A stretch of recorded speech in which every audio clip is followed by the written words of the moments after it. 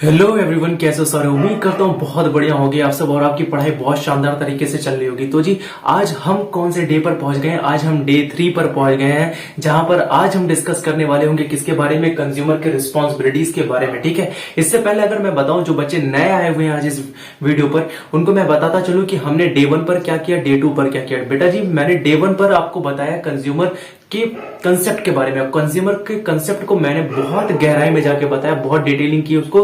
आप जाके वीडियो को जरूर देखिएगा, बहुत अलग लेवल से समझाया। फिर उसके साथ साथ हमने कंज्यूमर के राइट्स को भी समझा, वो भी एक अलग लेवल पर समझाया। ठीक है, तो उस वीडियो को जाके जरूर देखिएगा। ठीक है, तो आइए आज के दिन हम डिस्कस कर रहे होंगे कंज्यूमर रिस्पॉन्सिबिलिटीज को। कंज्यूमर की रिस्पॉन्सिबिलिटीज आपको पढ़ना जरूरी क्यों है? तो कंज्यूमर की रिस्पॉन्सिबिलिटीज को समझने से पहले सबसे पहले ये समझ लीजिए कि जो कंज्यूमर है हमारा, उसको प्रोटेक्ट करने के लिए क्या चीज बनाया गया? एक कानून बनाया गया है ना। गवर्नमेंट ने एक कानून बनाया, पार्लियामेंट के अंदर एक कानून पास किया, जिसका नाम क्या दिया?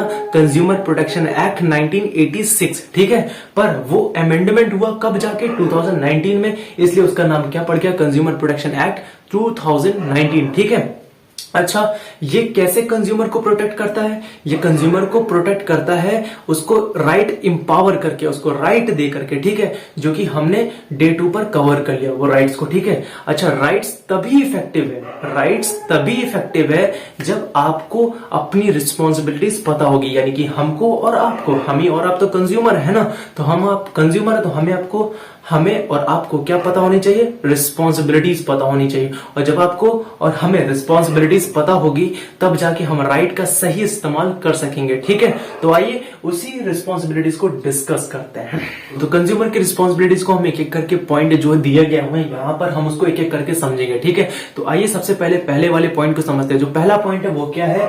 Be aware about various goods and services available in the market. जाहिर सी बात है, मार्केट में बहुत सारे गुड्स और सर्विसेज अवेलेबल है। अब ये आपके ऊपर डिपेंड करता है ना कि आप कितने बुद्धिमान हो। ठीक है, बुद्धिहीन तो नहीं हो ना, कि कुछ भी सेलर बोल दे रहा हो और आप मान ले रहे हो और वो जैसा कह रहा है वैसा कर ले रहे हो, आप वैसे गुड्स खरीद ले रहे हो। ऐसा तो नहीं कर रहे हो ना, आप करते हो, एक्चुअल में करते हो। जब आपको टीवी पर ऐड दिखाया जाता है और जो है भाई साहब जो है गाड़ी उड़ा रहे हैं आसमान में, है, तो आपको वहां पर बताया जाता है कि ऐसा है, माउंटेन ड्यू पी लो, जो अंदर का डर है वो खत्म हो जाएगा।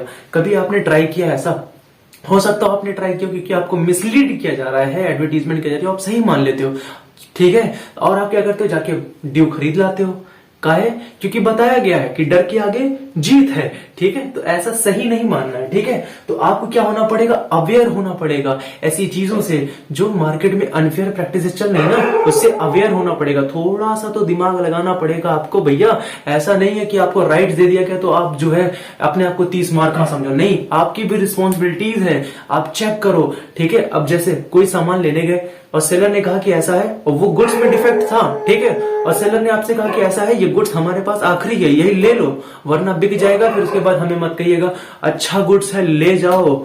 ठीक है, और आप क्या करते हो? अरे लो ले ले, नहीं तो बिक जाएगा, फिर जो है हमें तकलीफ हो जाएगी। ठीक है, आप क्या करते हो? गुड्स लेके चले आते हो और घर पे बताते हो, अरे मम्मी जो है आज हम गुड्स लेके आए, बहुत तगड़ा है, हम शर्ट लेके आए, बहुत तगड़ी शर्ट है। पर क्या होता है, बाद में वो जो है डिफेक्ट निकलती है, फिर बाद में आपको तकलीफ होती है, अरे यार काश जो हम उसकी बात को सही ना माने होते। ठीक है, तो इसलिए आपको क्या होना पड़ेगा? अवेयर होना पड़ेगा। और आपको गुड्स कैसे पिक करना पड़ेगा?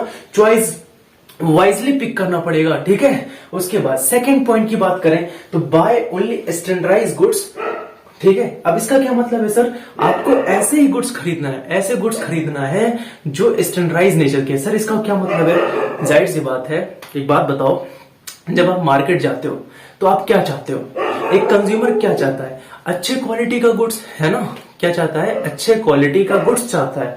ठीक है, तो अच्छे क्वालिटी का गुड्स, जब भी क्वालिटी की बात आती है तो आपको कहां पर शिफ्ट होना पड़ता है? Standardised goods. ठीक है, जाहिर सी बात है, एक कंज्यूमर कभी भी कंप्रोमाइज नहीं करेगा। किससे नहीं कंप्रोमाइज करेगा? क्वालिटी से। आप चाहोगे सड़ा गुला आपको सामान मिले? नहीं ना, तो आप क्या करोगे? स्टैंडर्डाइज्ड गुड्स लोगे।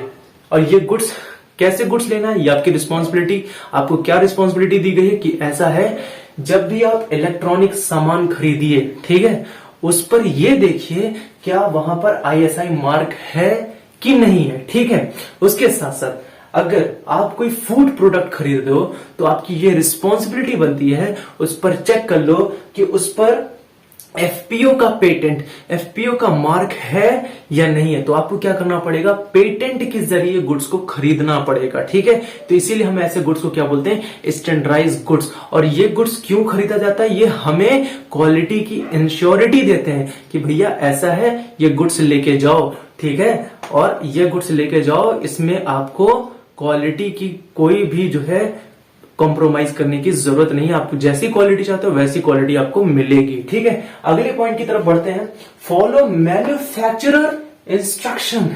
ये तो बहुत सटीक इसका एग्जांपल है मेरे पास। जैसे आप जो है कोई सामान लेते हो, लाइक फ्रिज लेते हो, ठीक है, फ्रिज वॉशिंग मशीन लेके आते हो, है ना, जब भी आप उसके गत्ते के नीचे देखोगे, है ना, गत्ते में देखोगे, या टीवी लेके आते हो, ठीक है, टीवी पे जो गत्ता होता है, गत्ता जान रहे हो ना, वो जो दफ्ती टाइप का लगा होता है, उसके ऊपर आप देखोगे वहां पर लिखा होता है हैंडल विथ केयर। काहे लिखा है, अच्छा लग रहा है देखने में, नहीं हमें अच्छा लग रहा है, तो इसलिए वहां पर मैन्युफैक्चरर ने यहां पर लिख दिया है कि हैंडल विथ केयर लेके जाइए ना। आपको, आपकी यहां पर ये रिस्पॉन्सिबिलिटी बनती है कि अगर उसने, मैन्युफैक्चरर ने लिख दिया है कि हैंडल विथ केयर, तो आपको उस सामान को आराम से लेके आना पड़ेगा। इन केस अगर उसमें कोई टूट फूट जाता है उसको लाने में, तो आप जो है उसके अगेंस्ट केस फाइल नहीं कर सकते। क्यों, क्योंकि उसने बता दिया है कि हैंडल विथ केयर, ठीक है, आराम से लेके जाओ घर पे। समझ आई बात, इसलिए आप उसके अगेंस्ट में केस फाइल नहीं कर सकते। इसीलिए आपको ये रिस्पॉन्सिबिलिटी है आपकी, जो मैन्युफैक्चरर ने इंस्ट्रक्शन दिया है उसको, उसके इंस्ट्रक्शन को फॉलो करिए। ठीक है, आगे बढ़ते हैं। नेक्स्ट पॉइंट है आपका, रीड लेबल केयरफुली। अब इसका क्या मतलब है सर, आपने कोई चिप्स का पैकेट लिया, ठीक है, और चिप्स के पैकेट में आपने देखा नहीं डेट ऑफ एक्सपायरी, और आप क्या किए, उस जो है चिप्स को खा गए। अच्छा छोड़ो, दूसरा लेते हैं, आइसक्रीम का लेते हैं। मान लीजिए आप आइसक्रीम लेने गए, ठीक है, और आइसक्रीम के पीछे डेट ऑफ एक्सपायरी थी। ठीक, आइसक्रीम आपको पसंद है, ठीक है, और आप आइसक्रीम खाने के मूड में थे ना, आपने जो है इस उतावलेपन में आपने जो है उसके पीछे का जो डेट ऑफ एक्सपायरी था वो आपने देखा नहीं, ठीक है, और आपके उस आइसक्रीम को क्या कर लिए, खा लिए। अब आपको क्या हो गई, तकलीफ हो गई। ठीक है, जब आपको तकलीफ हो गई तो आप एडमिट हो गए हॉस्पिटल में। हॉस्पिटल में एडमिट होने के बाद अब जो है आपको याद आ रहा है कि भैया ऐसा है कि हमने वही आइसक्रीम खाई थी, जरा लेके आओ लेबल, तो उसमें देखते हैं क्या सीन था। जब आपने देखा उसमें, तो वहां पर डेट ऑफ एक्सपायरी, वो जो प्रोडक्ट था, जो आइसक्रीम थी, वो क्या हो चुकी थी, एक्सपायर हो चुकी थी। अब एक बात बताओ, आपकी रिस्पॉन्सिबिलिटी थी ना, रिस्पॉन्सिबिलिटी क्या दी गई है, कंज्यूमर प्रोटेक्शन एक्ट आपको क्या रिस्पॉन्सिबिलिटी दे रहा है कि ऐसा है, आपको लेबल केयरफुली पढ़ लेना है। ठीक है, आपने पढ़ा नहीं, डेट ऑफ एक्सपायरी देखी नहीं। अब एक बात बताओ, क्या आप जो है कंपनसेशन मांग सकते हो, आपके साथ जो डैमेजेस हुए हैं वो क्या मांग सकते हो दुकानदार से, नहीं, क्योंकि आपने लेबल केयरफुली पढ़ा नहीं। आगे पढ़ते हैं अगले पॉइंट पर, एसर्ट योरसेल्फ। जो आप डील कर रहे हो, ठीक है, जो भी आप डील कर रहे हो सेलर के साथ, आप ऐसा ना हो कि बाद में तकलीफ हो, यार बताओ ये सामान यहां पर सस्ता मिल रहा था, हम फर्जी वहां से ले लिए, ऐसा नहीं होना चाहिए। ठीक है, एसर्ट योरसेल्फ, दावे के साथ आप कहो कि हाँ हमें जो डील मिली है वो फेयर डील मिली है। ठीक है, हाँ जी, तो आपका अगला पॉइंट कौन सा है, choose only from legal goods. आपको कौन से गुड्स चूज करने जो कि लीगल है। पता चले लेने गए थे सब्जी और लेके क्या चले आए, ड्रग्स लेके चले आए। ठीक है, अब ड्रग्स लेके आए तो पता चले एनसीबी की रेट पड़ गई। अब एनसीबी वाले ने पूछने लगा, भैया कहां से मिला ड्रग्स, कहे हम तो सब्जी लाने गए थे, पता हमने जो है गलती से ड्रग्स उठा लिए। भाई साहब ऐसा धरे जाओगे ना, समझ नहीं पाओगे कहां तकलीफ हुई। ठीक है, आगे बढ़ते हैं। अगला पॉइंट है आपका, आस्क फॉर कैश मेमो। आप क्या करते हो, आपकी एक बड़ी बुरी आदत है, जब भी आप सामान ले जाते हो ना, तो आप बिल नहीं मांगते हो।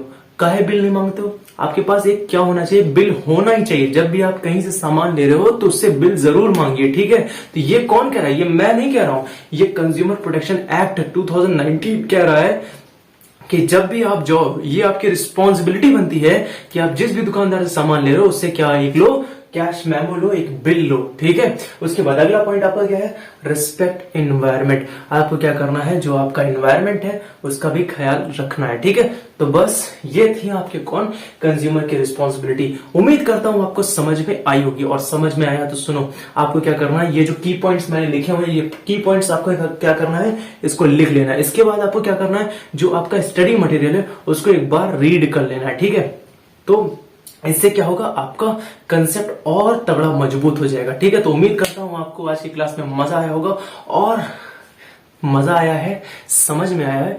तो भैया आपसे रिक्वेस्ट है कि आपको क्या करना है, इस वीडियो को शेयर इतना दबा के मारना है, इतना दबा के मारना है कि मजा आ जाए, आपको भी मजा आ जाए, मुझे भी मजा आ जाए, और काम करने में मजा आए। ठीक है, तो सुनो, आपको क्या करना है, इस वीडियो को शेयर करना है उन तक जो बेचारे जरूरतमंद है। ठीक है, जो अच्छी अच्छी कोचिंग अफोर्ड नहीं कर पा रहे हैं, ठीक है, उन तक ये वीडियो जरूर पहुंचाइएगा। ये मेरा मकसद है कि उन तक ये वीडियो पहुंचे। उम्मीद करता हूं आपको ये बात भी समझ में आ गई होगी। तो बस आज की क्लास में इतना ही, मिलते हैं आपको नेक्स्ट क्लास में। तब तक के लिए पढ़ते रहिए और मचाते रहिए।